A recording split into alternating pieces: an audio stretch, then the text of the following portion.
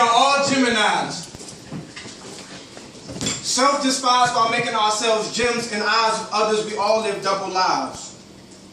One's the truth, but one's a lie.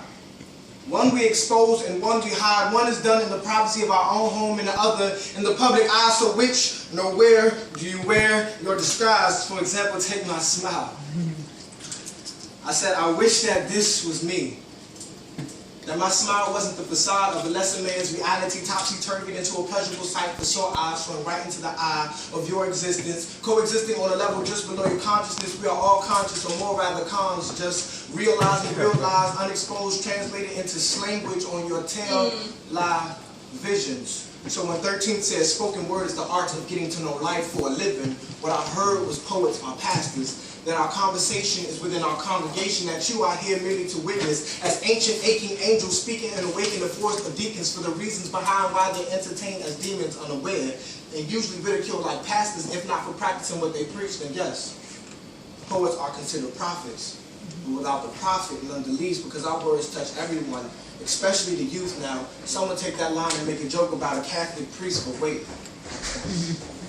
and take calls for the applause.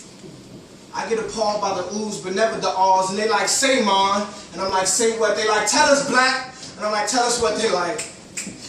Tell us why you mad. Cool. Just let me spit there. Because I'm tired of entertainers defining this art form as if it's cool. You say you do poetry for a living, self-proclaimed starving artist is something that sounds cool in front of a venue, but try selling that to a menu and not calling yourself a fool. Then maybe you wouldn't be starving artist if you ate and gave more food for thought. After the venue, he said he thought that I was a brother man. As if any other man needed a brother man, I thought that he was a poet who wrote poems for the PEO, PLE, not saying F the police because it sounds good, would sell more books than CDs. Quick to flee the scene and cop a plea before he got booked for his beliefs. CDs, the cats in your circle, you have to decipher if they fake. Then kick them out.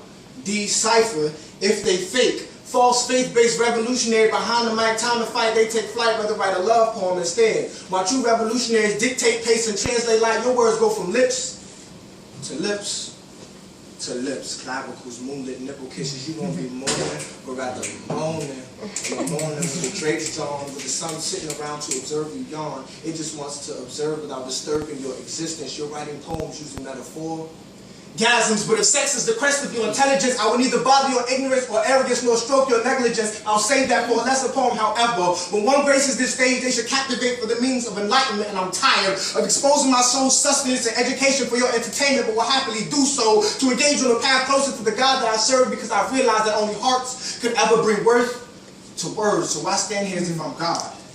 Some superhero type legend telling you everything I can do from the bedroom and then back again with the pen, when the truth is that we are all legend. Because as history records it, I, son of Minister Gwendolyn and Reverend R. Jackson Armand, no middle name Jackson, 6'2.5", 185, my hairline. Alright, I ain't gonna lie, sometimes it leans to the side. Like how brown eyes with blue rims and 10 finely defined original fingerprints and blood. Like DNA that can only coexist within the melanin of my dark skin. Knowing that history can't repeat this means that I am legend, whether my words are heard or slaughtered, whether my name is forgotten or martyred. So every line I write is its own poem in a language called you don't have to be deep to touch people. Just real, or rather present.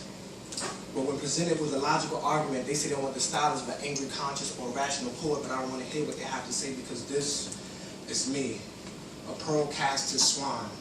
A diamond is my rough mind, but never a gem. And I